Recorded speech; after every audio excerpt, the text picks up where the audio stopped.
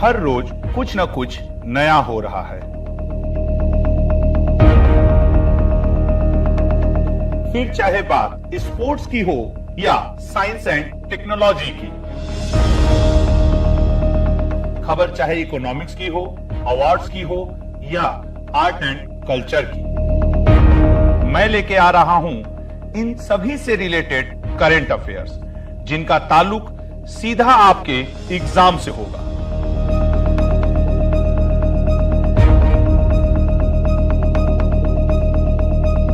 मैं लेके आ रहा हूं आपके लिए करंट अफेयर्स लाइव, जहां आपको मिलेगा एमसीक्यूज हिंदी और इंग्लिश दोनों ही भाषाओं में। तो जुड़ना ना भूलिए मेरे साथ एसएससी अड्डा यूट्यूब चैनल पे। नमस्कार दोस्तों, स्वागत है आप सभी का एसएससी अड्डा 24/7 यूट्यूब चैनल पे। चलिए शुरुआत करते हैं आज के इस शाम की, जो है 4 जून, जो है कई मायनों में खास, क्योंकि अब होने वाला है एक नया शुरुआत। जैसा कि वादा वचन सब लेकर चल रहा हूं, अब की बार अपने लिए नहीं अपनों के लिए, और 8,326 एमटीएस की सीट में से 5,000 एसएससी अड्डा की इस क्लास से। ये तो मेरा वादा है, वचन है, बस लगातार बने रहना, क्योंकि ये सारे वादे सारे वचन अधूरे रह जाएं यदि आप लगातार न बने रहें हमारे साथ। तो आपसे ये करबद्ध निवेदन है कि जुड़िए हमारे साथ ही साथ यार एक बात आपसे और शेयर करना चाहूँगा कि भैया देखो, जीवन में ना कई तरीके की चीज़ें हैं, इनसे कैसे जूझना है, क्या करना है, ये सब भी थोड़ा ध्यान रखना पड़ेगा, उसके बाद ही आगे बढ़ना पड़ेगा। तो हम लोग हर क्वेश्चन पे करेंगे भरपूर वार, लेकिन उससे पहला तिरंगे को करने के लिए सलाम हो जाइए तैयार। तिरंगे को सलाम। अब सर 4 जून नहीं, अच्छा हाँ 4 जुलाई है। हाँ तो ठीक है ना, 4 जुलाई लो, लिख दे रहे हैं, नहीं तुम भी कहोगे गुरु आज 4 जून आप क्यों बोल रहे हैं। लो 4 जुलाई, और एक्चुअली 4 जुलाई आज तुम लोग जानते ही हो कि आज अक्षय सर का बर्थडे भी है। अक्षय सर को आज हम लोग लेक्चर के लास्ट में विश भी किया जाएगा, ठीक है ना। अक्षय सर को उनको प्रॉपर फोन पे लिया जाएगा और उसके बाद उनको विश किया जाएगा। लेकिन इससे पहले कि मैं तुम्हारे साथ जुड़ूं, सबसे एक रिक्वेस्ट है, 25 क्वेश्चन का डिटेलिंग होगा और एकदम जम करके लगना, ठीक है ना। 25 क्वेश्चन में चलिए सर शुरुआत कर दीजिए। पहले झमाझम पहला क्वेश्चन, निम्न में से कौन सा स्थल सिंधु घाटी सभ्यता का हिस्सा नहीं है। अच्छा आप जरा ध्यान से देखो कि सर सिंधु घाटी सभ्यता का इनमें से कौन सा स्थल नहीं है। तो सर मोहनजोदड़ो, ये तो पाकिस्तान साइड पड़ता है ही है सर। सर लोथल, ये तो सर आपके हमारे गुजरात साइड भारत के पड़ता है, ये तो है ही है। उरुक ऐसा कोई जगह नहीं था। जरा सुनो, एसएससी ने एक बात पूछा था कि यहां से इस पॉइंट से कि आजादी के बाद सर्वाधिक सिंधु स्थल किस जगह से खोजे गए। तो आजादी के बाद सर्वाधिक सिंधु स्थल गुजरात से खोजे गए थे। मोहनजोदड़ो और हड़प्पा, ये दोनों वर्तमान लोकेशन जो है उनकी पाकिस्तान की मोंटगोमरी और लरकाना डिस्ट्रिक्ट है। हड़प्पा से 2 चीजें याद रखना, एक एच टाइप जमीन की खुदाई में से प्राप्त हुआ था, एक R37 प्राप्त हुआ था। आपसे एग्जाम में पूछता है एच टाइप और R37 ये क्या था। बेसिकली दोनों कब्रिस्तान थे, लाशों को दफनाने के तरीके हुआ करते थे। और एक बात, मोहनजोदड़ो को 7 बार बनाया गया, 7 बार बिगाड़ा गया शहर है। हड़प्पा शहर, ये जो हड़प्पा और मोहनजोदड़ो, ये हड़प्पा और साथ ही साथ मोहनजोदड़ो को जुड़वा राजधानी किसने कहा था सिंधु घाटी सभ्यता की? पिगट नाम के इतिहासकार ने कहा था। मेरे लेक्चर में थोड़ा सा ध्यान से सुना करो, क्योंकि मैं एक साथ कई इंफॉर्मेशन देने का प्रयत्न करता हूं, वो जो सब तुम्हारे पेपर में आए, ठीक है ना। अगला क्वेश्चन सर, तो बी ऑप्शन सही है। अगला, निम्न में से कौन सा सर्वाधिक विस्काशी घनी होता है। सबसे ज्यादा इसमें तुमको घना कौन लग रहा है, डेंस कौन सा है, तेल, दूध, पानी या पेट्रोल। सर सबसे ज्यादा विस्कस इसमें से कौन सा होगा, तेल। तुम दूध ले लो, पानी ले लो, पेट्रोल ले लो, भैया तेल पे तो झट से फिसल जाओगे ना, तेल गिरा नहीं कि सरके नहीं, सबसे ज्यादा उसका विस्कस होता है। कोई डाउट इसमें नहीं सर, क्लियर है। अगला पॉइंट, पोंग लोक नृत्य किस राज्य में प्रसिद्ध है? पोंग, मैंने क्या कहा है कि मेरे 25 क्वेश्चन के सेक्शन में हर सब्जेक्ट, हर टाइप का क्वेश्चन एमटीएस का शामिल होगा। पोंग लोक नृत्य किस राज्य में प्रसिद्ध है? सिक्किम, अरुणाचल प्रदेश, मणिपुर या असम? याद रखना, पोंग प्रसिद्ध है आपके अरुणाचल प्रदेश में। अरुणाचल प्रदेश से एक नृत्य एमटीएस और एसएससी के पेपर में रहता ही रहता है ये। अब आपको बताएं, पिछली बार पोपीर नृत्य पूछ चुका है, उसके अलावा चलो नृत्य पूछ चुका है एग्जाम में। ये दो नृत्य एग्जाम में, और वांचो बड़ा इंपॉर्टेंट है यार। देखो हम लोग अक्सर क्या याद करके जाते हैं, शास्त्रीय नृत्य, लेकिन जो एसएससी ने अपना पैटर्न बदला, या बिहार का, यूपी का जो वनडे एग्जाम है वो अब थोड़ा डेप्थ में जा रहा है लल्ला। सच तो मैं कबूल करता हूं कि मुझे खुद इतने नहीं याद हैं, इसीलिए मैं इनको लिख देता हूं। जो मुझे नहीं याद है मैं लिख दिया कि भाई इंपॉर्टेंट तो है, अगर मुझे नहीं याद है तो क्या मैं अपने स्टूडेंट को ना बताऊं? तो दूसरा तरीका है कि सच्चाई स्वीकार करो कि नहीं याद है मुझे खुद, लेकिन तुम्हें याद करना पड़ेगा क्योंकि तुम्हें एग्जाम देना है। देखो हम लोग एक दिन कर्नाटक को कवर किए, कल वाले लेक्चर में उड़ीसा को कवर किए थे, आज अरुणाचल प्रदेश। मतलब आने वाले 28 दिन में और आने वाले और उससे प्लस 30+ दिनों में सारे राज्य, सारे यूनियन टेरिटरी कवर होंगे। उपनिषद शब्द में क्या शब्द दर्शाता है? उप मतलब, देखो उपनिषद का मतलब होता है गुरु के चरण के समीप बैठकर लिखी गई ग्रंथ। तो उप मतलब होता है नजदीक, और निषद गुरु का चरण, तो उप मतलब निकटता। उपनिषदों की बात करें तो आपसे सबसे ज्यादा तो यह पूछता है कि सत्यमेव जयते किस उपनिषद में है? सत्यमेव जयते। और मैं जानता हूं आप में से अक्सर आंसर कर देते हैं कि सर मुंडको उपनिषद में। उसके अलावा एक पूछता है यम नचिकेता संवाद, यम नचिकेता संवाद, यह किस उपनिषद में दिया हुआ है? यम नचि, ये तो मुंडको उपनिषद में है, और ये किस में है? यम नचिकेता संवाद, कठो उपनिषद में। ठीक है ना, कठो उपनिषद में। जो उपनिषद हैं वो ज्ञान मार्ग, ठीक है ना, ज्ञान मार्ग पे बल दिए हुए हैं। ठीक है ना, उपनिषदों का ज्ञान मार्ग पे बल दिए गए हैं। समटाइम हम इनको वेदांग के रूप में भी जानते हैं। अब इस क्वेश्चन में और क्या क्या पूछ सकता है सर? देखो इस क्वेश्चन में और आपसे पूछ सकता है वेद कितने हैं, आपसे पूछ सकता है महापुराण कितने हैं, आपसे पूछ सकता है सबसे पुरानी स्मृति कौन सी है, आपसे पूछ सकता है सबसे पुराना दर्शन कौन सा है। चलो सबसे प्राचीन पुराना वेद भी बता दो, ठीक है ना, सबसे पुराना पुराण भी बता दो। चलो पुराना ही इसमें दोहरा लेते हैं कि सबसे ओल्डेस्ट वेद, पुराण, स्मृति, दर्शन, आप बताओ कौन कौन से हैं। या फिर सबसे पुराना अन्न कौन सा माना जाता है, सबसे पुराना भारतीय इतिहास में हथियार कौन सा माना जाता है, सबसे पुराना वैदिक देवता किसे माना जाता है, वैदिक देवता। सबसे पुराना से यहां मेरा मतलब है लल्ला प्राचीन से। अब सर आइए आंसर ले लीजिए आप अपने क्वेश्चंस का। सबसे पुराना वेद ऋग्वेद, किसी को कोई डाउट नहीं होगा। सबसे पुराना पुराण sir Matsya Purana, I hope किसी को कोई डाउट नहीं है। सबसे पुरानी स्मृति मनु स्मृति, सबसे पुराना दर्शन सांख्य दर्शन, ठीक है ना। सबसे पुराना दर्शन कौन सा हो जाएगा? तो सांख्य दर्शन मेरे लल्ला, ठीक है ना, सांख्य दर्शन हो जाएगा। सबसे पुराना अन्न माना जाता है जौ को। जौ को पुराने समय में वैदिक युग में यव कहा जाता था। उसके बाद नंबर आता है गेहूं का। जौ अगर ऑप्शन में है तो वो पहले पे, उसके बाद आता है गेहूं का, और गेहूं को पुराने समय गोधूम कहा जाता था। सबसे पुराना मनुष्य के द्वारा प्रयोग किया जाने वाला हथियार कुल्हाड़ी। सबसे पहले पालतू बनाया गया जानवर, सबसे पहले मनुष्यों द्वारा पालतू बनाया गया जानवर दैट इज डॉग, ठीक है ना। सबसे पुराने देवता धौ, ये धौ कौन से देवता है सर वैदिक युग में? आकाश के देवता। धौ को कहा जाता था आकाश का देवता। मैं लिख के दे रहा हूं यार, 6 महीना जो स्टूडेंट, 6 महीने कह रहा हूं, 3 से 4 माह जो स्टूडेंट मेरे साथ इस क्लास में 7 बजे पढ़ लिया, और थोड़ा सा एक बार वरदान जब आएगा, वरदान बैच में आ गया, मैं लिख के कह रहा हूं एमटीएस वो इस बार निकालेगा। जी तोड़ मेहनत होगी एमटीएस के लिए। भारतीय संविधान में शब्द का अर्थ राज्य के निर्वाचित प्रमुख से है। सर देखिए भारतीय संविधान में गणराज्य हम लोग रिपब्लिक डे मनाते हैं 26 तारीख को रिपब्लिक डे मनाया जाता है ना वो।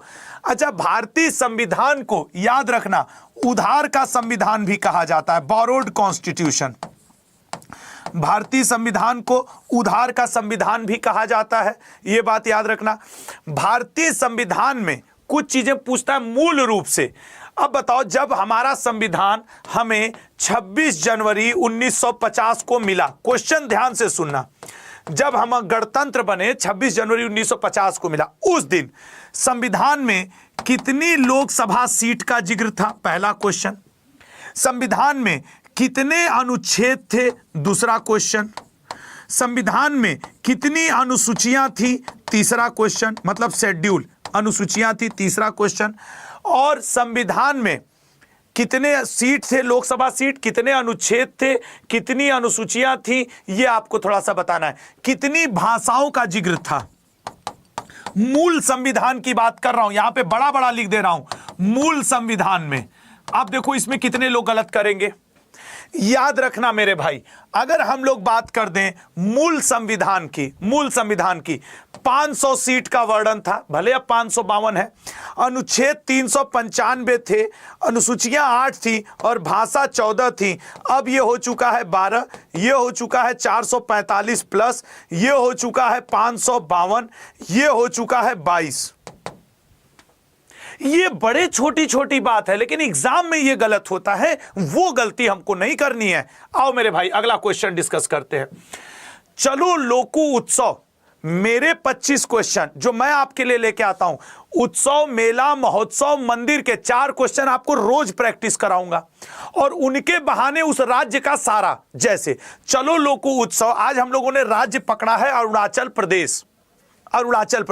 अभी हम लोग अरुणाचल प्रदेश के लोक नृत्य पढ़े थे, अब यहां पे मैं लिस्ट ला दिया अरुणाचल प्रदेश के उत्सव के।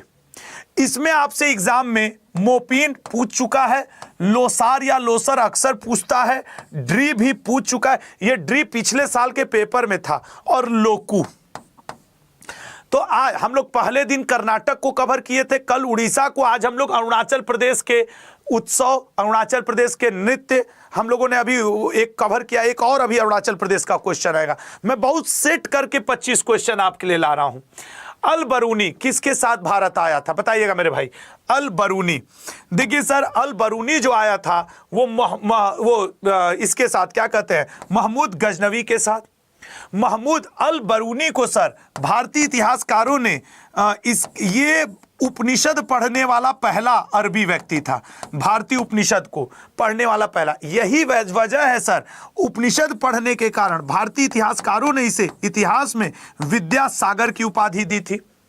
इस महमूद गजनवी के साथ सर अल बरूनी ही नहीं, कुतुबी नाम का इतिहासकार भी आया था। इसके साथ सर फिरदौसी नाम का शाहनामा का लेखक भी इसी के साथ आया था। अच्छा सर, ये बात हो गई। गजनवी को लल्ला बुत सिकन भी कहा जाता है। बुत सिकन मतलब मूर्ति भंजक, मूर्ति, बुत मतलब होता है मूर्ति, स्टैचू, सिकन मतलब होता है तोड़ने वाला, बुत सिकन। गजनवी को मूर्ति भंजक भी कहा जाता है, मूर्ति भंजक। गजनवी ने 17 बार आक्रमण किया है। गजनवी ने पहला आक्रमण 1001 में वह हिंद का किया है। गजनवी वह हिंद का किया, हट जा भाई तू, ठीक है ना।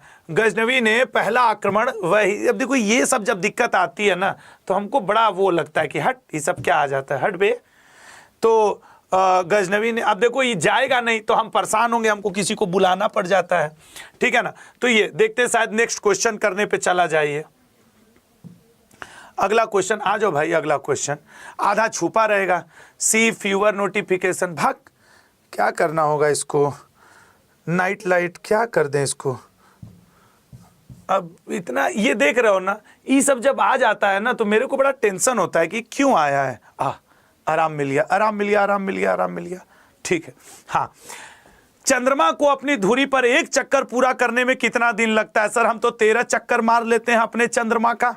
सर वो गली में आज चांद निकला, ये वो वाला चांद नहीं है, ये 27.3 दिन में आपका व्यवस्था बना देगा, वो हो गया। वो पता नहीं क्या आ गया था यार, वो हट ही नहीं रहा था। अच्छा हाँ, आ गए हो तो इसको जरा सही कर दो, इसकी बैटरी उल्टा सीधा लगे, चेंज नहीं हो रहा है। 27.3 पृथ्वी दिवस। चंद्रमा को हम लोग याद रखना जीवाश्म ग्रह भी कहते हैं, फॉसिल, ठीक है ना। चंद्रमा को हम लोग जीवाश्म ग्रह भी कहते हैं। चंद्रमा के ऊपर शांति सागर धूल का मैदान भी है, शांति सागर धूल का मैदान चंद्रमा के ऊपर भी है। चंद्रमा के अध्ययन को सर हम लोग सेलोलॉजी कहते हैं, सेलोलॉजी, ठीक है ना, सेलोलॉजी कहते हैं। ये सारी चीजें, ये थोड़ा सा याद रखें आंसर। हाँ वाह भैया, खेल गए। चलिए अगले पे आएंगे। अगला क्वेश्चन, कौन सा आर्टिकल उच्च न्यायालय के न्यायाधीशों को द्वारा शपथ के लिए है? अब जरा समझना इस क्वेश्चन में। सर देखिए, उच्च न्यायालय के न्यायाधीशों की शपथ 219 में है, ठीक है। अच्छा सर, उच्च न्यायालय के न्यायाधीश को शपथ कौन दिलाएगा? Chief justice. चीफ जस्टिस को उस राज्य का राज्यपाल।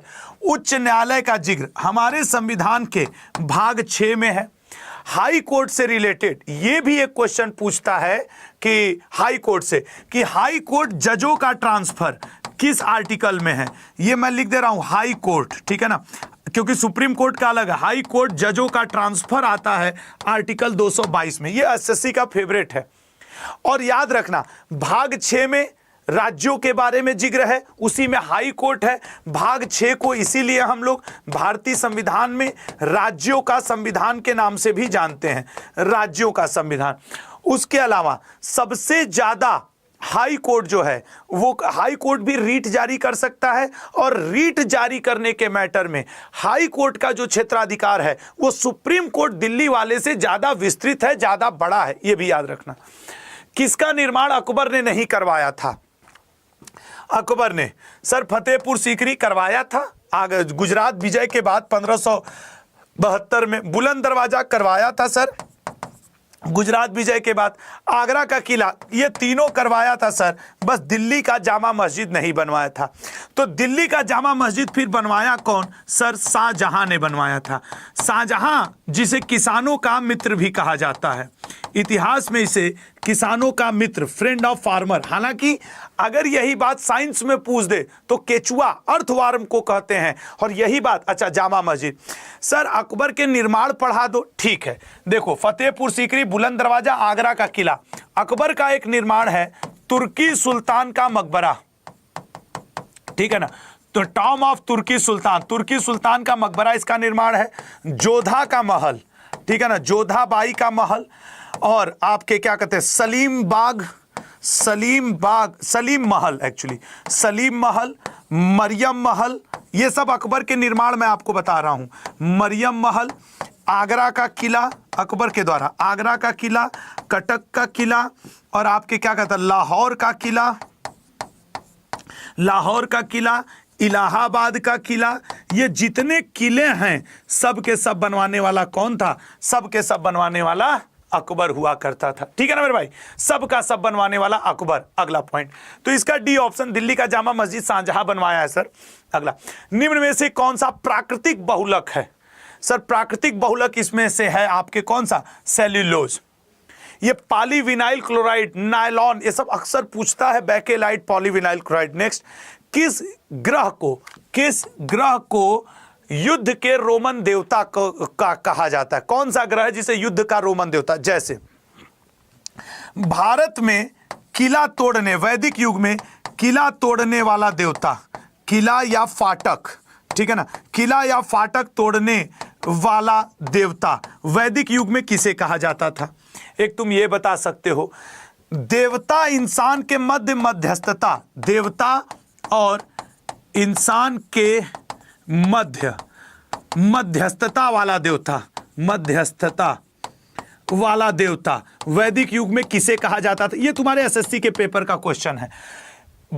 आपके वर्षा का देवता, ठीक है ना, वर्षा का देवता किसे कहा जाता था? पशुओं का देवता, पशु का देवता, ये किसे कहा जाता था? ऐसे कई क्वेश्चन हैं। तो पहले तो क्वेश्चन का आंसर, मंगल, एक्चुअली मार्स को कहा जाता था रोमन युद्ध देवता, मार्स को, वीनस को नहीं, मार्स को कहा जाता था। फाटक या किला तोड़ने वाला देवता वैदिक युग में पुरंदर, दैट इज इंद्र, इंद्र या पुरंदर, देवता और इंसान के मध्य मीडिएटर का काम करने वाला देवता वैदिक युग में अग्नि को कहा जाता था। वर्षा का देवता सर, पशुओं का देवता पूषण, पूषण को कहा जाता था। यही पशुपतिनाथ हुए, यही पशुपतिनाथ हो गए थे, ठीक है ना। वर्षा का देवता किसे कहा जाता था? इंद्र को नहीं कहा जाता था, ठीक है ना। वर्षा का देवता वरुण, वर्षा का देवता वरुण। अच्छा, एक क्वेश्चन और, वैदिक युग में मतलब जो आपके सिंधु घाटी सभ्यता के समय वैदिक युग में धरती की तुलना, भारत में धरती की तुलना रोम के किस देवी के साथ की जाती थी? तो रोम के आइरिस नामक देवी के साथ की जाती थी। एक्चुअली इनको उर्वरता की देवी मानते थे और उधर आइरिस को मानते थे। मिस्र के आइरिस देवी, मिस्र, रोम नहीं। किस स्थान को बंगाल सेना की नर्सरी कहा जाता था? बंगाल सेना की नर्सरी, सर बंगाल सेना की नर्सरी अवध को कहा जाता था। अवध से क्या क्या क्वेश्चन सर एग्जाम में आ सकता है? पहला पूछेगा 1857 की क्रांति में अवध का नेतृत्व किसने किया? तुम्हारा आंसर होगा बेगम हजरत महल ने किया। दूसरा क्वेश्चन अवध से पूछेगा, सबसे ज्यादा जो क्रांतिकारी थे, विद्रोही सैनिक जो थे हमारे लिए क्रांतिकारी, विद्रोही सैनिक 1857 की क्रांति में सर्वाधिक कहां से भाग लिए थे? तो सर्वाधिक भाग लिए थे यहीं से, अवध से। अवध में कितने अंग्रेजों की जान गई थी? 3 अंग्रेजों की जान गई थी, नील की, लॉरेंस की और एक और था। उसके अलावा अवध को किस नाम पे अंग्रेज अपने गोद हड़प नीति पे वो इसको मिला नहीं पा रहे थे, किस नाम पे अंग्रेजी सत्ता में मिला लेना चाहते थे? तो अवध के ऊपर आरोप लगाया था बैड एडमिनिस्ट्रेशन का, खराब प्रशासन। गोद हड़प नीति के अंतर्गत इसलिए नहीं कर सकते थे क्योंकि बेगम हजरत महल को एक लड़का था जिसका नाम था बिरजिस कादिर, तो खराब प्रशासन के आरोप पे इसको हड़पना चाहते थे। एक क्वेश्चन ऐसे पूछेगा, 1857 की क्रांति के बाद वह कौन सा जगह था जिसे अंग्रेजों ने सबसे कम सैनिक भर्ती के लिए उपयोग किया? अवध, क्योंकि अंग्रेजों को यह भरोसा हो गया था कि अवध के लोग ज्यादा विद्रोही होते हैं तो इनको अपनी सेना में मत रखो। 1857 की क्रांति के बाद उन्होंने एक कमीशन बनाया था, पील कमीशन, और पील कमीशन के अनुशंसा पे उन्होंने भारतीय और अंग्रेज सैनिकों का जो रेशियो कर दिया था वो 2:1 कर दिया था। इससे पहले जो रेशियो था वो था 5:1। 1857 के क्रांति के पहले 5 इंडियन सैनिक नौकरी करते थे तो 1 ब्रिटिश को रखते थे सब। लेकिन अंग्रेज वे सब जान गए कि अगर 5 भारतीय और 1 अंग्रेज रहेगा, विद्रोह होगा तो कहीं भारतीय इंडियंस जीत न जाए, तो अंग्रेजों ने क्या किया, क्रांति के बाद 2:1 का रेशियो रखा। ये आपसे पूछेगा, ठीक है ना। अगला क्वेश्चन, भारत, ऐसा हो ही नहीं सकता कि एसएससी पेपर ले, एमटीएस का पेपर ले और जनगणना न दे आपको। जनगणना का इतिहास कब से शुरू हुआ? सर जनगणना का इतिहास 18वीं शताब्दी से शुरू हुआ। वैसे सर जनगणना सबसे पहले 1749 में स्वीडन ने कराया था, लेकिन जनगणना का पहला जिक्र सर अर्थशास्त्र में मिलता है, अर्थशास्त्र में मिलता है। और ये अर्थशास्त्र भारत के लिहाज से देखेंगे तो मौर्य काल में ही चाणक्य के द्वारा लिख दी गई थी, ठीक है ना, मौर्य काल में ही। भारत में सर ये 1872 में सबसे पहली बार मेयो के समय हुई थी अनियमित जनगणना। फिर उसके बाद नियमित इसको किया गया, और ये नियमित क्या हुआ सर कि हर 10 वर्ष पर एक बार होगा। वो हुआ सर 1881 में। किसके समय हुआ सर? रिपन के समय, रिपन के समय, ठीक है। अगला क्वेश्चन, किस आर्टिकल का उद्देश्य भारत के संपूर्ण क्षेत्र में नागरिकों से संबंधित है? अच्छा, ये रिपन उपन वाले क्वेश्चन वहां लिख लिया करो मेरे भाई कि हाँ ठीक तो है, ठीक है ना। हाँ, किस आर्टिकल का उद्देश्य भारत के संपूर्ण क्षेत्र में नागरिकों के लिए समान नागरिक संहिता सुरक्षित करना है? ये जो 3 बदले हैं ना, आपके आईपीसी बदल गया है, आज सुबह के करंट अफेयर में मैंने बताया था। सीआरपीसी बदल गया है, ये भी मैंने बताया था। और भारतीय नागरिक सुरक्षा अधिनियम ये भी बदल गया है, जो 1872 वाला था। 1872 वाला भारतीय सुरक्षा नागरिक अधिनियम 2023 से बदला है, ठीक है ना। और नागरिक सुरक्षा संहिता ये है ना, SBS ऐसे। बताओ इनका नया नाम क्या है, शॉर्टकट में बताओ। मैंने आज सुबह ही बताया है करंट अफेयर में, जिसको याद हो। खैर सर, इस क्वेश्चन का राइट आंसर है आर्टिकल 44 यूनिफॉर्म सिविल कोड, समान नागरिक सुरक्षा संहिता, ठीक है। अगला पॉइंट, ये वाला तुम कमेंट में आंसर करो, मैं आज सुबह पढ़ाया हूं, मैं इसीलिए पूछ रहा हूं। 1912 में सिविल सेवा पर रॉयल कमीशन के गठन के समय वायसराय कौन था? देखो, सिविल सेवा का भारत में पहला सेंटर कहां पड़ा था, यह आपसे पूछेगा। 1921-22 में सर सिविल सेवा उससे पहले लंदन में होती थी। प्रथम सेंटर जो पड़ा था भारत में वो आपके पड़ा था इलाहाबाद में। सत्येंद्र नाथ टैगोर जी पहले भारतीय जिन्होंने आईसीएस का परीक्षा क्वालिफाई किया था। सिविल सेवा सी ऑप्शन हार्डिंग, क्योंकि 1912 में हार्डिंग ही था भारत का वायसराय। ये 1911 से 15 तक रहा है हार्डिंग। करजन के समय 1903 में द्वितीय दिल्ली दरबार का आयोजन हुआ था। करजन के समय याद रखना, इसको दूसरा औरंगजेब भी कहा जाता है। कहने वाले आपके वो गोपाल कृष्ण गोखले जी, औरंगजेब, इस व्यक्ति को दूसरा औरंगजेब भी कहा जाता है। डफरिन से सबसे ज्यादा यही पूछता है 1885 में इंडियन नेशनल कांग्रेस की स्थापना के समय कौन था। इरविन से सबसे ज्यादा पूछता है 1931 में दिल्ली समझौता गांधी जी ने किसके साथ किया था? इरविन के साथ ही किया था दिल्ली समझौता। और हार्डिंग से आपके तृतीय दिल्ली दरबार 1911 में इसी के समय हुआ था। तृतीय दिल्ली दरबार इसी के समय हुआ था 1911 में। तो सर आपने तृतीय दिल्ली दरबार 1911 बताया, द्वितीय दिल्ली दरबार 1903 बताया, तो प्रथम भी बताई दो। लिटन के समय हुआ था 1876 में। 3 दिल्ली दरबार का आयोजन हुआ है जो आपको याद रखना चाहिए, ठीक है। 3 दिल्ली दरबार का। अगले पॉइंट पे आ जा रहे हैं, ठीक है ना, अगले पॉइंट पे आ जा रहे हैं। नेक्स्ट, निम्न में से किस महाद्वीप में 6 सबसे अधिक आबादी वाले देश स्थित हैं? बताओ, 6 सबसे अधिक आबादी वाले देश हैं। देखो जाहिर सी बात है कि वो कौन होगा? एशिया। 6 सबसे अधिक आबादी मतलब चीन को ले लो, रूस का भी हिस्सा तो इधर ही आता है, भारत है ही है, समझ रहे हो? तो आंसर तो इसका बड़े इजी से है सर कि इसका क्या आंसर होगा? एशिया, ठीक है ना। अगला पॉइंट, मनुष्य के सामान्य शरीर का मनुष्य का सामान्य जो शरीर का बॉडी टेम्परेचर है वो कितना होता है? सर लगभग सभी को पता है, वो होता है 98.6 डिग्री फ़ारेनहाइट। अब यहाँ के जनरल क्वेश्चन ऐसे कि मनुष्य में कितनी हड्डियां पाई जाती हैं, मनुष्य का दिल एक बार में कितनी बार धड़कता है, बच्चों का दिल एक बार में कितनी बार धड़कता है, हार्ट एक बार में कितने ml ब्लड को पंप करता है, बॉडी में कितने लीटर आपके बॉडी वेट का ब्लड होता है। तो ऐसे छोटे छोटे फैक्ट्स भी याद रखने होंगे। पशुपति मंदिर किस शहर में स्थित है? सर पशुपतिनाथ का मंदिर काठमांडू में स्थित है। पशुपतिनाथ कब के मुख्य देवता हुआ करते थे? सिंधु घाटी सभ्यता के समय के प्रमुख देवता पशुपतिनाथ हुआ करते थे। अब देखो भारत के प्रसिद्ध मंदिर जो आपसे पूछा है, सच कह दो, इसी में से मैं लिख के दे सकता हूं 2 नंबर तुम्हारे कंफर्म है।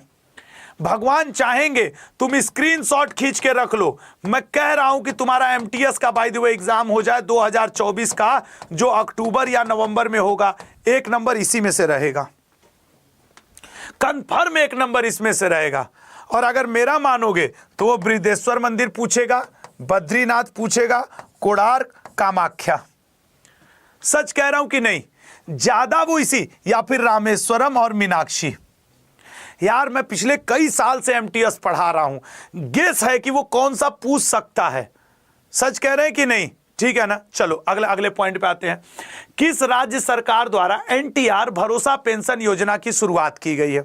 यह आज सुबह का करंट अफेयर है। सर भरोसा पेंशन योजना की शुरुआत आंध्र प्रदेश राज्य सरकार ने की है। इसमें उन्होंने विधवाओं महिलाओं के लिए 1500 के पेंशन को 3000 रुपए कर दिया है, ठीक है ना। साथ ही साथ जो विकलांग लोग हैं, दिव्यांग लोग, विकलांग गलत शब्द है, मुझे क्षमा करिएगा, 6000 रुपए प्रति माह कर दिया है। तो विधवाओं के लिए, असहाय निर्बल महिलाओं के लिए, जो विधवा हैं या असहाय हैं शारीरिक रूप से मानसिक रूप से, मैं उनके लिए असहाय निर्बल शब्द का प्रयोग कर रहा हूं। नहीं कुछ महिलाएं होंगे, अरे ये महिलाओं को निसहाय बोल दिए, बल्ला बवाल खड़ा। तो देवी जी हम उनको असहाय और निर्बल बोल रहे हैं जिनको गवर्नमेंट ने डिफाइन किया कि जो किसी तरीके से विधवा हो गई या उनके मदद के लिए कोई नहीं है, मतलब शारीरिक रूप से या मानसिक रूप से कमजोर विक्षिप्त हो गई, उनके लिए नहीं। आजकल दुनिया जानते हो रील बनाने के लिए, शॉर्ट्स बनाने के लिए ये सब उपाय लगाता है, तो लगा लो उपाय। इनमें से किस राज्य आर्टिकल 371A के तहत विशेष दर्जा प्राप्त है? बताओ। बताओ 371 सर, 371 ए के अंतर्गत नागालैंड, 370 जम्मू कश्मीर वाला तो चौका हो गया, एकदम खत्म, कोई जिक्र नहीं है। अगला, निम्न में से कौन सा देश कच्छ के रण का कुछ हिस्सा भारत के साथ साझा करता है? कच्छ के रण का कुछ हिस्सा, सर जाहिर सी बात है पाकिस्तान होगा, क्योंकि उस साइड भारत और पाकिस्तान से जो बाउंड्री रेखा है वो 24 डिग्री पैरेलल है, ठीक है ना। उसका नाम क्या है मेरे भाई? 24 डिग्री पैरेलल, कच्छ के रण साइड। अब बांग्लादेश इधर पड़ेगा, नेपाल उधर ऊपर के साइड, अफगानिस्तान पाकिस्तान से ऊपर के साइड, तो भाई इसका आंसर करना तो बेहद ईजी था। तूरी, बुंगुल और पावा जैसे वाद्य यंत्रों के लिए कौन जाना जाता है? बताओ। तूरी, सर ये जाना जाता है गुजरात। तो गुजरात के सर और वाद्य यंत्रों को देखा जाए, ये है, ठीक है ना।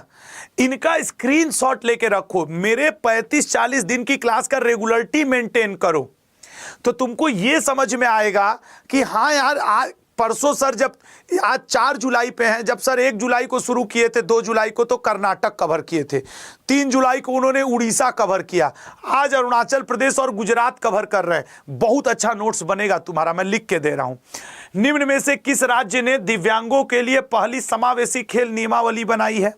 समावेशी खेल नियमावली डी ऑप्शन, केरल ने बनाई है, ठीक है ना, केरल ने बनाई है।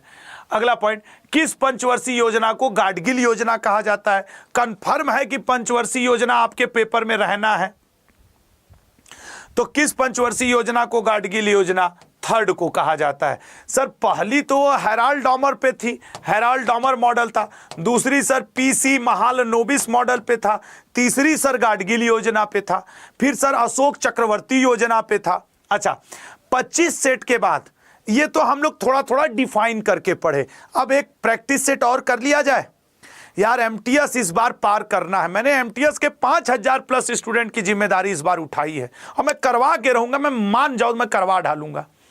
प्रैक्टिस सेट शुरू करें बिना समय गवाए। आइए, संविधान का कौन सा अनुच्छेद नए राज्यों के गठन से संबंधित है? सर नए राज्यों का गठन अनुच्छेद 3 में है। वंदे मातरम किसने लिखा है? यह भी पूछ सकता है, वंदे मातरम पहली बार कांग्रेस के अधिवेशन में कब गाया गया? 1896 में। कहां गाया गया? कलकत्ता में गाया गया।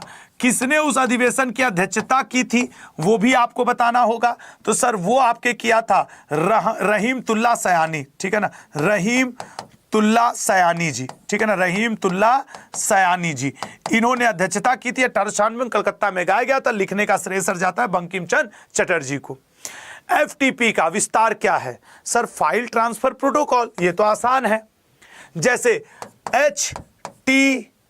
HTML hyper text markup language, HTML, ठीक है ना, hyper text marker language, HTTP, ठीक है ना, ऐसे फुल फॉर्म। निम्नलिखित में से पहला संगीत से संबंधित है। सर देखिए, ऋग्वेद में तो सर देवताओं को प्रसन्न करने वाले मंत्र दिए हैं। यजुर्वेद में सर बलिदान युक्त मंत्रों का, सैक्रिफाइशियल मंत्रों का जिक्र है। अथर्ववेद में सर जादू टोना और आयुर्वेद का जिक्र मिलता है, आयुर्वेद का जिक्र मिलता है। तो राइट आंसर क्या हुआ सर? सामवेद। याद रखना, सामवेद ऋग्वेद पर आधारित है, सामवेद जो है ऋग्वेद पर आधारित है, मतलब जो ऋग्वेद के मंत्र हैं वही सब सामवेद में ऑलमोस्ट लिखे हुए मंत्रोच्चारण के साथ। अगला क्वेश्चन, भारत का संयुक्त सैन्य अभ्यास सूर्य किरण इस समय करंट अफेयर में कौन कौन चर्चा में चल रहा है? सर नोमैडिक एलिफेंट इस समय सर करंट अफेयर में चर्चा में चल रहा है, अभी 1 जुलाई से लेकर 15 जुलाई तक चल रहा है। ये किन देशों के बीच में होता है? सर इंडिया और मंगोलिया के बीच में। देखो करंट को ना जब स्टैटिक के साथ जोड़ करके पढ़ोगे तो सिलेक्शन होगा। अब चूंकि इस समय नोमैडिक एलिफेंट चर्चा में है, एक चर्चा में है मैत्री। अब बताओ मैत्री एक्सरसाइज इंडिया के साथ कौन सा देश करता है? सूर्य किरण का तो तय है, नेपाल करता है। मैत्री सर फ्रांस, ठीक है ना, मैत्री फ्रांस। अगला, तमाशा एक प्रसिद्ध लोक रूप है, कहां का? तमाशा एक प्रसिद्ध लोक रूप है, कहां का? सर तमाशा आपके महाराष्ट्र का। महाराष्ट्र से और कौन सा पूछता है? सर रंगोली, यहां का लोक कला। उत्तर प्रदेश से सर नौटंकी, उत्तर प्रदेश के लोक नृत्य में से एक है नौटंकी। राजस्थान से आप कालबेलिया, घूमर ये सब भी देख सकते हैं, कालबेलिया, घूमर। कर्नाटक से सर आप यक्षगान भी देख सकते हैं, यक्षगान। पूछता रहता है ये सब। अगला पॉइंट, बंगाल के पहले गवर्नर जनरल कौन थे? सर बंगाल का पहला गवर्नर जनरल वॉरेन हेस्टिंग हुआ करता था। रॉबर्ट क्लाइव से यही पूछता है कि 1757 में प्लासी के युद्ध में कौन लड़ा था। विलियम बेंटिंग से पूछता है ठगी प्रथा और सती प्रथा किसने समाप्त किया था। कार्नवालिस से पूछता है कार्नवालिस कोड किसने तैयार किया था। तो कार्नवालिस कोड कार्नवालिस ने ही तैयार किया था। देखो पढ़ते समय ना क्या क्या पूछ सकता है या क्या पूछा है वो भी बात होनी चाहिए। ग्रेफाइट में कितने वैलेंस इलेक्ट्रॉन, संयुक्ता इलेक्ट्रॉन होते हैं? सर 4 होते हैं। प्रकाश वर्ष किसकी इकाई है? सर वो दूरी मापने की है। ये अलग की बात है कि लाइट की दूरी मापने के लिए है कि नहीं मेरे भाई? एसआई मात्रक एक लेंस की क्षमता का मात्रक डायोप्टर होता है, ठीक है ना। लेंस की क्षमता का मात्रक डायोप्टर होता है। अगला पॉइंट, आयकर किसके द्वारा लगाया जाता है? सर आयकर ये लगाया जाता है केंद्र सरकार के द्वारा। देखो अब ये मैं प्रैक्टिस सेट पे आ गया हूं। आयकर, ठीक है। यंग बंगाल एसोसिएशन की स्थापना किसने की थी? सर यंग बंगाल एसोसिएशन की हेनरी लुइस विविनियन डेराजियो, पूरा नाम ये है। भारत में इंटरनेट सेवा, लो मोबाइल पे मेरा लेक्चर देख रहे होगे, मोबाइल पे सब कुछ चल रहा होगा। भारत में इंटरनेट सेवा शुरू की है किसने? बताओ। भारत में इंटरनेट सेवा सर 15 अगस्त 1995 को शुरू हुई है। अगला, किस राज्य ने इंडिया हैप्पीनेस, अरे ये पुराना क्वेश्चन हो गया, इसको इग्नोर इट। अगला, पूना पैक्ट 1900, अब देखो यहां पे अंग्रेजी में लिखने का जगह ही नहीं था इसलिए मैंने इसको अंग्रेजी में ट्रांसलेट नहीं किया। पूना पैक्ट 1932 के संबंध में निम्नलिखित में से कौन सा सही नहीं है? ठीक है ना, ये सही नहीं है। किस देश में सबसे बड़ा प्राकृतिक गैस भंडार है? देखो जो मैं 25 क्वेश्चन पढ़ा चुका, 25 में प्रैक्टिस करवा रहा हूं, तो इसका राइट आंसर है सर रसिया। रूस में सबसे ज्यादा है। नेक्स्ट, भारत सरकार की नई अन्वेषण नीति, नेशनल जो लाइसेंस पॉलिसी आई है वो संबंधित है किससे? NELP, अन्वेषण लाइसेंस नीति, यह संबंधित है ऑयल एंड गैस से। राष्ट्रीय आय की गणना करने की विधि है, टफ हो रहा है ना, टफ क्वेश्चन आ गया ना प्रैक्टिस सेट में। राष्ट्रीय आय की गणना इन सब से की जाती है, income method, value added method और एक्सपेंडिचर मेथड। संवैधानिक उपचार का अधिकार क्या है? सर ये तो हमारा आर्टिकल 32 के अंदर फंडामेंटल राइट है। इसी 32 को तो बाबा साहेब भीमराव अंबेडकर जी ने heart and soul of our Indian constitution, हृदय और आत्मा कहा है। इसी के अंतर 32 के अंतर्गत तो सुप्रीम कोर्ट फंडामेंटल राइट प्रभावित होने पे क्या करती है? 5 प्रकार के रीट जारी करती है। यहाँ चेयर रख गई है, बड़ा अच्छा है, थोड़ा सा ऐसे आदमी पैर टिका सकता है। हाँ अब बोलो अगला पॉइंट। भारत के नियंत्रक और महालेखा परीक्षक संघ के खातों से संबंधित अपनी रिपोर्ट को प्रस्तुत करता है। तो सर अपनी रिपोर्ट को प्रस्तुत करता है राष्ट्रपति। मतलब नियंत्रक किसके सामने लाता है? तो राष्ट्रपति, फिर राष्ट्रपति इसको संसद को दे देते हैं, फिर संसद इसको समितियों को दे देती है। कैग, जिसका जिक्र हमें आर्टिकल 148 में मिलता है, पहले कैग का नाम नरहरि राव था, ठीक है ना। अभी वर्तमान में गिरीश चंद मुर्मू जी हैं। अब क्या कह रहा है क्वेश्चन वो देखते हैं। व्यय का लेखा जोखा किसका नहीं करता? सर लोकल बॉडीज का थोड़ी करता है कैग, कैग को इतना फुर्सत थोड़ी है सर। ट्रेकोमा किसकी एक बीमारी है? बताओ ट्रेकोमा किसकी एक बीमारी है? ट्रेकोमा जो बीमारी है वो है बी ऑप्शन, आंखों की, ठीक है ना। ट्रेकोमा आंखों की बीमारी है। अगला, निम्नलिखित में से कौन असेंबली भाषा में लिखे गए प्रोग्राम को मशीन निर्देशों में परिवर्तित करता है? मतलब कंप्यूटर का क्वेश्चन। तो कंप्यूटर का प्रश्न, ठीक है ना, कंप्यूटर का प्रश्न सी ऑप्शन, असेंबलर। अगला, विश्व बैंक समूह के वर्तमान अध्यक्ष कौन है? ये उस समय के आंसर के हिसाब से डेविड मालपास ये है।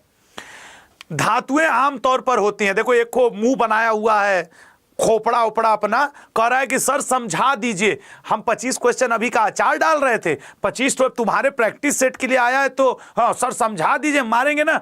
जैसे पढ़ा रहे उस ट्रेंड में पढ़ते रहो लल्ला, समझा दीजिए। जब 25 तो समझा रहे थे तो कान में तेल डाल के बैठे थे तुम। कसम से तुम लोग को मेरे सामने बैठे होना चाहिए चेयर पे। एक को हमको बड़ा सा लंबा डंडा मिला रहे, मारे वही सट्टे से क्या पढ़ रहे हो जी? समझ रहे हो?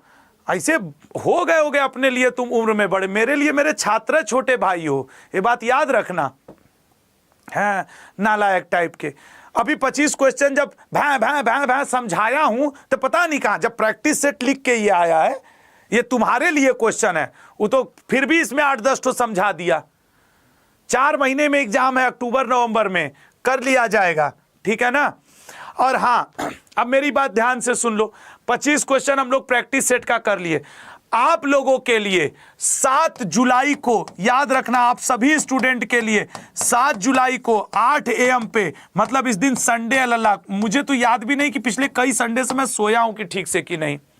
8 AM पे आपके लिए 6 माह का, नाम के लिए 6 माह आ रहा है, 10 माह का, 6 माह का करंट अफेयर, क्योंकि जनवरी से जून बीत चुका है, आज 4 जुलाई हो चुका है, तो वो का करंट अफेयर आपके लिए मैं लेकर के आ रहा हूं, ठीक है ना। करंट अफेयर्स, करंट अफेयर्स, तो ये आप जुड़िएगा जरूर। सेशन इसका लग गया है, लाइक करिएगा। अब आज सर का बर्थडे है, मेरे सबसे अच्छे दोस्त का, तो Akshay Awasthi sir, happy birthday sir. मुझे नहीं पता कि आप मुझे सुन रहे हैं कि नहीं, लेकिन सर आज आपका बर्थडे है, तो मैंने कहा कि ये मैं थोड़ा सा एक क्रिएटिव आपके लिए लेके चलूं, क्योंकि आज सर मतलब नहीं है, शाम को थोड़ा जल्दी ऑफिस से निकल गए, भाई फैमिली के साथ सेलिब्रेट करेंगे, मेरा भी लेक्चर था, तो हम भी नहीं प्रेशराइज करने के, थोड़ा इनका पैर में चोट भी लग गया अक्षय सर के, तो हैप्पी बर्थडे इनको हम लोग बोल दिया जाए, हैं। तो अब पता नहीं यार ये सुन रहे होंगे कि नहीं, इनको मैं फोन लगा दूं क्या, अभी उठाएंगे नहीं, कहीं ना कहीं घूम घाम रहे होंगे, तो कोई नहीं। तो अक्षय सर भैया केक वोक रहता तो हम काट के खिला भी देते कि गुरु अक्षय हैप्पी बर्थडे, लेकिन गुरुदेव कहीं होंगे, आराम है भैया, आज ठीक है, आज बर्थडे है, बनता है इतना तो सर का अधिकार, लेकिन हमको नहीं पता, हो सकता है 8 बजे लेक्चर ले लें, इनका कोई गारंटी नहीं, आ जाएंगे 8 बजे धमक के। मैं अक्षय अवस्थी आप सभी का स्वागत करता हूं एक निराले अंदाज में, सही कह रहे हैं कि नहीं। अच्छा, अक्षय सर के बर्थडे के अलावा ये सेशन जो है लास्ट 6 मंथ करंट अफेयर जनवरी से जून का, आपके लिए मैं लेके आ रहा हूं 7 जुलाई सुबह 8 बजे, 7 जुलाई सुबह 8 बजे। लल्ला इसमें रहिएगा, ये इवेंट लग गया है, इसको जाके सब लोग लाइक कर लेना, इसको जाके लाइक कर लेना। अब सिर्फ वो लोग रुकेंगे क्लास में, बाकी लोगों के लिए धन्यवाद, सिर्फ वो लोग रुकें जो कल एमटीएस का बैच शुरू होने जा रहा है उसके बारे में कुछ जानना चाहते हैं, उसके बारे में कुछ सुनना चाहते हैं, क्योंकि मेरी एक बात मान लो, आज आखिरी अवसर है। भले एग्जाम के दिन तुम तैयारी नहीं करते हो, एग्जाम के दिन आप तैयारी नहीं करते हैं, आपकी तैयारी शुरू होती है जब एग्जाम के पहले। आप सभी को पता है एमटीएस का फॉर्म आ गया है। अब जरा 1 मिनट मेरी बात ध्यान से सुनना। सर 10वीं पास पे एमटीएस का फॉर्म आया है, 8,326 पद हैं, एग्जाम अक्टूबर में होगा, अक्टूबर या नवंबर में होगा एग्जाम, ठीक है ना। एग्जाम कब होगा, अक्टूबर या नवंबर में। 100 रुपए का फॉर्म है सर, लड़कियों के लिए फ्री है, गर्ल के लिए, हमारे एससी भाई के लिए, एसटी भाई बहन के लिए, इन सभी के लिए फॉर्म क्या है, बिल्कुल फ्री है।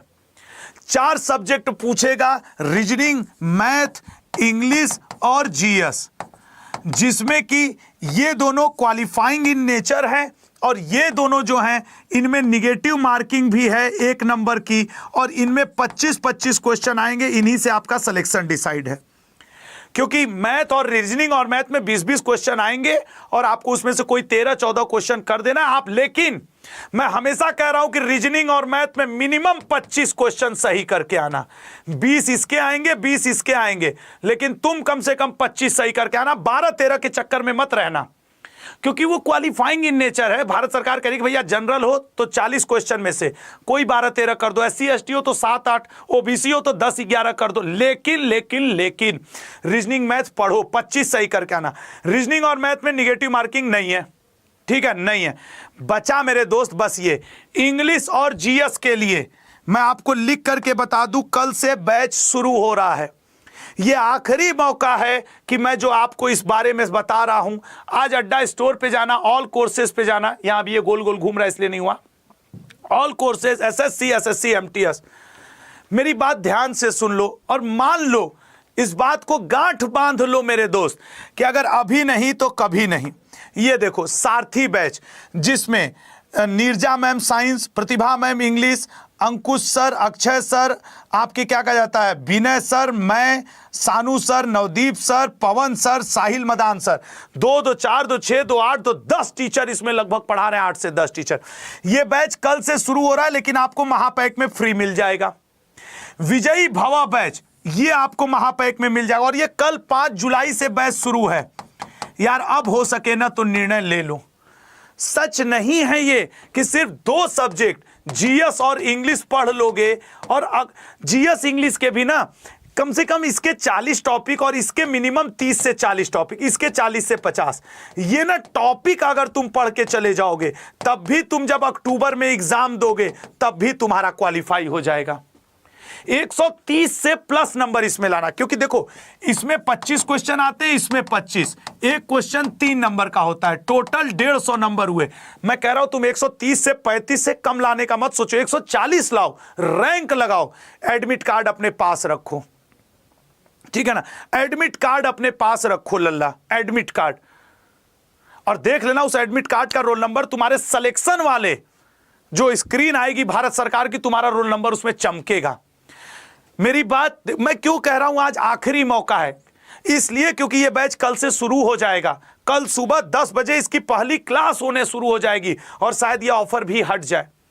तो अभी भी चूके नहीं हो, मेरी बात मान लो, तुम्हारे पास पूरा जुलाई है, लगभग पूरा अगस्त है, पूरा सितंबर है, और चलो आधा अक्टूबर लेके चलता हूं, 90 दिन ये और कम से कम 15 दिन ये, तुम्हारे पास 105 प्लस दिन हैं, और सब्जेक्ट हैं 2, सब्जेक्ट हैं 2। मैं कह रहा हूं, मैं तो यहां तक कह रहा हूं कि तुम जो ये कोर्स आज लोगे ना, तुम जो ये कोर्स एमटीएस हवलदार का डबल वैलिडिटी का कोर्स लोगे ना, आज तो इसके ऊपर डबल वैलिडिटी है 12 प्लस 12 माह, ये 12 माह इसमें फ्री मिल जाएगा तुम्हें, ठीक है ना, 12 माह फ्री, 12 माह कोर्स लोगे, 12 माह अगला फ्री, और ये 919 में भी नहीं पड़ेगा। आज इसके ऊपर 80% ऑफ है, 80% ऑफ कर दिया गया है इसके ऊपर, 80% ऑफ। कूपन कोड Y182, ये कूपन कोड लगा लेना, 80% इसके रेट पे ऑफ मिल जाएगा। अभी ये 77 लगा हुआ है, 80 हो जाएगा। अड्डा के ऐप से कॉइन प्रयोग करना, लगभग 80%, लगभग 80% आपको ऑफ मिलेगा। और इसी में तुम्हें इंग्लिश का विजयी भवा बैच मिल जाएगा। 2 ही सब्जेक्ट तुमको देखना है ना, इंग्लिश और जीएस। इंग्लिश का विजयी भवा बैच इसी के अंदर तुम्हें फ्री मिल जाएगा। और मैं क्यों कह रहा हूं ये कूपन कोड लगाने के लिए, क्योंकि मेरी जानकारी में रहोगे, कोई कुछ भी कहे, तुम एक बात याद रखना, अगर Y182 कूपन कोड लगाए हो तो आशुतोष त्रिपाठी सर के रडार में हो, आशुतोष त्रिपाठी सर के टच में हो, तो मैं जीएस के लिए जो बैच लाऊंगा वरदान जुलाई के लास्ट में लाऊंगा। सर पहले ला दीजिए, नहीं लाऊंगा, कारण बताइए। कारण यह है कि विजयी भवा बैच की कल से क्लास स्टार्ट हो चुकी है, तो 1 महीना इंग्लिश को दे दो, अगला महीना जीएस को दे दो, एक साथ दोनों मत दो। पहले रगड़ के इंग्लिश इसमें फ्री में पढ़ो, फिर रगड़ करके वरदान बैच में तुम जो जीएस है वो भी टॉपिक वाइज वो फ्री होकर के पढ़ो। देखो तुम्हारा सिलेक्शन कैसे नहीं होता, कौन माई का लाल तुम्हारा सिलेक्शन रोक लेगा, सिर्फ तुमको कोई नहीं हरा सकता सिवाय तुम्हारे। तुम बिजी हो जाओ मोबाइल में, तुम बिजी हो जाओ रील देखने में, तुम खुद को हरा दोगे, बाकी कोई तुम्हें नहीं हरा सकता, ठीक है ना, बाकी कोई तुम्हें नहीं हरा सकता। यह बात मैं तुम्हें लिख करके दे देना चाहूंगा कि सिर्फ तुमको हरा सकते हो, बाकी कोई तुम्हें नहीं हरा सकता, ठीक है ना। तो इसलिए मेरी बात को याद रखना। और ये आप, अच्छा ये बैच कैसे लें सर, ये महापैक कैसे लें? देखो महापैक लेने के लिए तुम्हारे चैट बॉक्स में ऊपर आज लिंक पिन है। क्योंकि मैं आज क्यों इतना जोर दे रहा हूं, क्योंकि देखो ना, कल ये सारथी बैच शुरू हो रहा है 5 जुलाई को, ये ऑलरेडी 1 दिन पहले शुरू हो गया। हालांकि रिकॉर्डेड वीडियो इसकी 1 दिन की वो भी तुम्हें मिल जाएगी, 2 दिन की सब तुमको। उसके अलावा देखो इस महापैक में ये जितनी टेस्ट सीरीज देख रहे हो सब तुमको इस महापैक में मिल जाएगी, सब इस महापैक में मिल जाएगी। अरे इस अकेले के महापैक में ये देखो 3500 के आसपास क्या है, 3500 के आसपास वीडियो हैं। 3500 वीडियो देखते देखते ना एक उम्र बीत जाएगी।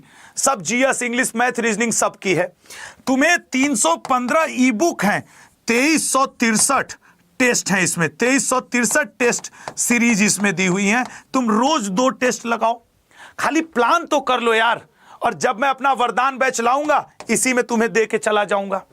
और देख लेना जब सितंबर अक्टूबर आएगा ना तो इसका क्रैश कोर्स बैच लॉन्च होगा, वो भी तुमको इसमें फ्री मिल जाएगा, वो भी इसमें फ्री मिल जाएगा क्रैश कोर्स जो सितंबर। अभी इसका एक और डिटेल बैच आ सकता है, डिटेल बैच अभी वो हो सकता है जुलाई के लास्ट में आ जाए, वो भी तुमको इसमें फ्री मिल जाएगा। और वरदान बैच जो मैं लाऊंगा जीएस का, वो भी तुमको इसमें फ्री मिल जाएगा। एक तीर से कई शिकार, और फ्री के पीछे मत जाना मेरे भाई। आपको तो ये चाहिए कि सर हमें चाहिए सिलेक्शन, तो आज इससे जुड़ जाना, मेरी बात मान लेना लल्ला। और हां, जब तुम कूपन कोड लगाओगे Y182, हां सर मैं लगाऊंगा Y182, चलो फायदा क्या होगा सर बैच वेस्ट? तो फायदा यह होगा कि आज जो भी तुम्हारा 800-850 रुपया इसको खरीदने में लगेगा, मुझे एग्जैक्ट नहीं पता, 80% ऑफ है इस कूपन कोड से, ठीक है ना। इस कूपन कोड से अड्डा के ऐप पर 80% ऑफ है। आज क्वाइंस वाइंस का प्रयोग कर लेना, उस पर क्वाइंस मिलता है। तो जो भी तुम्हारा इसको खरीदने में पैसा लगेगा, वो पैसा वापस तुम्हारे सिलेक्शन के बाद, मैं हर लेक्चर में अपने ये बात बता रहा हूं, तुम्हारे सिलेक्शन के बाद ये पैसा वापस हो जाएगा। कैसे वापस होगा? तुम ये कूपन कोड लगा करके, तुमको एक आती है ऑर्डर आईडी, ये ऑर्डर आईडी स्क्रीनशॉट लेकर के रख लेना। ये कूपन कोड लगाए, वो खरीद लिए, ऑर्डर आईडी रख लिए। ऑर्डर आईडी रखने के बाद तुम्हारा 4 महीने 5 महीने बाद सिलेक्शन हो गया। अब सर हम आपसे 800 रुपया लेने आएंगे, उतना तो मेरा किराया लग जाएगा। रुको, तुम्हारे आने जाने का 3rd AC का किराया भी वापस किया जाएगा। तुम्हारे लिए सम्मान समारोह यहां पे रखा जाएगा, और साथ ही साथ तुम्हारा ये रुपया वापस किया जाएगा, उस दिन का खाना पीना हमारे साथ। और ये मैं ऑफिशियल अनाउंसमेंट कर रहा हूं अपने MTS के हर स्टूडेंट के लिए। जो Y182 कूपन कोड लगा दिया, मैं सभी का 3rd AC का आने जाने का किराया, सम्मान समारोह और उसका पैसा, ये 850 रुपया उसका इनाम होगा, वो वापस लेके जाएगा यहां से अपना पैसा। ठीक है ना। उसके लिए लिंक लगी है। देखो इस बैच को लेने के लिए, सर इस बैच को हम ले कहां से? तो सर देखो मैं तुम्हें बता दे रहा हूं, ऐसे देखो, ये गूगल है, यहां पे मेरा लेक्चर चल रहा है, ये SSC अड्डा पे ये मेरा लेक्चर चल रहा है। आइए देखिए सर, ये मेरा लेक्चर चल रहा है। ये जो लेक्चर चल रहा है, यहां पे देखो एक लिंक लगी है, ये Y182 कूपन कोड लगा है, Y182 कूपन कोड लगा है। देखो ये लिख रही सर मुझे पैसा नहीं चाहिए, बस गवर्नमेंट जॉब चाहिए। लल्ला तुम्हारा नाम क्या है? प्रेरणा। तुम इस बैच से आज जुड़ जाओ, मत लेने में तुम्हें मतलब तुमने खुश कर दिया बेटा, ये गारंटेड तुम्हें दोबारा तुम आना, तुमको दुगुना पैसा देंगे प्रेरणा बेटा की, क्योंकि मेरी बहन की तरह हो यार। तुम सिलेक्शन लो, मुझे 5000 एडमिशन इस बार इस बैच में करवा के उनका सक्सेसफुल करवाना है। 5000, इस पे क्लिक करोगे सीधे महापैक के ऊपर पहुंचोगे, सीधे महापैक के ऊपर, और वहां जाकर के Y182 कूपन कोड लगाने में गलती बस मत कर देना। और आज रात इसके लिए आखिरी डेट है। क्यों सर? क्योंकि कल सुबह से तो बैच शुरू हो रहा है यार, सारथी बैच। कूपन कोड ये 80% ऑफ, डबल वैलिडिटी है ही है, 12 + 12 माह डबल वैलिडिटी तो इसके ऊपर है ही, ठीक है ना। सारा इंग्लिश का विजयी भव बैच तुम्हें मिल जाएगा, जीएस का बैच तुम्हें मिल जाएगा, आने वाले सारे बैच भी तुम्हें इसमें मिल जाएंगे। रीजनिंग मैथ की तो कल से सारथी बैच में क्लास शुरू हो रही है, और इसका जो टाइम टेबल है मेरे लल्ला, ठीक है ना, इसका जो टाइम टेबल है वो, हाँ रीजनिंग उजनिंग सब है महापैक में, ठीक है ना। मैं लिख के दे रहा हूं, मेरे गाइडेंस में हर बार मैंने हजारों स्टूडेंट को MTS में सेलेक्ट कराया, इस बार बारी आपकी है। जैसे देखो कुछ लोग कंफ्यूज होते हैं कि सर इसमें ये MTS महापैक में रीजनिंग मैथ भी, देखो ये जो सारथी बैच है ना, इसमें रीजनिंग के 2-2 टीचर हैं, मैथ के 3-3 टीचर हैं। वो सारा कोर्स तुमको महापैक में मिल जाएगा, सारा महापैक में मिलेगा। सितंबर अक्टूबर में भी MTS का बैच लॉन्च होगा, वो तुमको ऑटोमेटिक इसमें मिल जाएगा, समझ रहे हो ना। तो सारथी बैच जो है, जो कल से शुरू हो रहा है, वो इसी में इंक्लूड है। तुम चाहो तो अकेले सारथी भी ले सकते हो, लेकिन मेरा ये कहना है कि इसमें तुम्हें test series, video course, ebook सब इसमें मिलेगा, और अच्छे खासे संख्या में। तो इस बार ना, ठीक है ना, इस बार ना तुम चूकना मत यार, क्योंकि कल ये बैच शुरू हो रहे हैं सारे बैच, तो नहीं चूकोगे ना, वादा सर, वादा करो कि नहीं चूकेंगे। और सर यहां आपने जो लिंक लगाया जिस पे क्लिक करेंगे, किसी भी स्थिति में गलत कूपन कोड उपयोग मत करना। Y182 यही कूपन कोड है, Y182 MTS का तुम्हारे, ठीक है ना।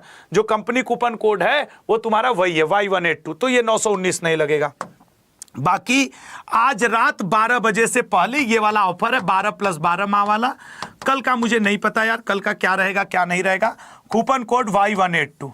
अब सच सच बताओ, जो लोग सर यार कभी लगता नहीं है कि हाँ सर 120 दिन है, माँ बाप का सपना है यार, 2 ही सब्जेक्ट पढ़ना है लल्ला, जीएस और इंग्लिश, जम के इनको 2 पढ़ना है। क्यों नहीं तुम सिलेक्शन ले सकते हो? क्यों नहीं ले सकते हो? रटना है synonym, antonym, one word substitution, योजना, जनगणना, नृत्य, मंदिर, मेला, महोत्सव, यही तो है ना।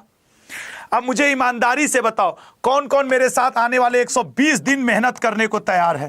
लल्ला मैं इसके लिए सुबह 8 बजे करेंट अफेयर भी पढ़ा रहा हूं, शाम 7 बजे जीएस भी पढ़ा रहा हूं, और बस इन 2 बैच से, ये वरदान वाला जो मेरा अभी बैच आएगा उससे, और यहां इंग्लिश का विजयी भव, ये दोनों बैच तुम्हारे लिए बहुत जरूरी है, ठीक है ना। तो साथ ही साथ अगर रीजनिंग मैथ की भी क्लास लेना चाह रहे हो तो तुमको महापैक लेने के बाद तो सब इसी में फ्री मिलेगा यार, और जब एग्जाम नजदीक आएगा क्रैश कोर्स वगैरह लॉन्च होगा वो भी इसी में फ्री मिलेगा, ठीक है ना।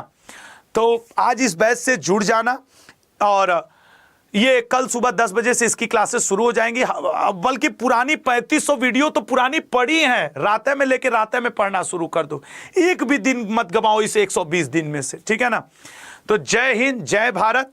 और हाँ, ये आप लैपटॉप पे भी कर सकते हैं, मोबाइल पे भी कर सकते हैं, लिंक यहीं लगा हुआ है।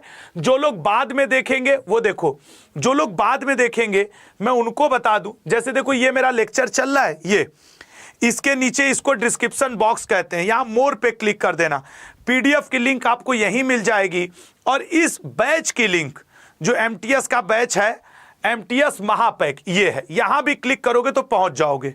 एमटीएस महापैक, देखो ये लिखा है ना, SSC MTS Mahapack, SSC MTS final selection batch, ये 2 तुम पहुंच जाओगे, ठीक है ना। तो थैंक यू सो मच, अपना और अपनों का ध्यान देना। Y182 कूपन कोड लगा करके आज इससे जुड़ जाना। कौन सा कूपन कोड लगा के? Y182। जय हिंद, जय भारत। और यार आज लास्ट चांस है, ध्यान से सोच जरूर लेना। मैं वादा करता हूं तुम अगर 120 दिन अपने अंदर से खुद को बाहर निकाल पाए ना, 2 सब्जेक्ट पढ़ना है, कुछ गलत सौदा नहीं है, फिर तुम बड़ा एग्जाम सीजीएल, आईएएस, आईपीएस सब बनो, लेकिन एक ज्वाइनिंग लेटर हाथ में लेकर के। जय हिंद, जय भारत, ठीक है ना। जुड़ना लल्ला, आज जुड़ जाना सब लोग इसमें।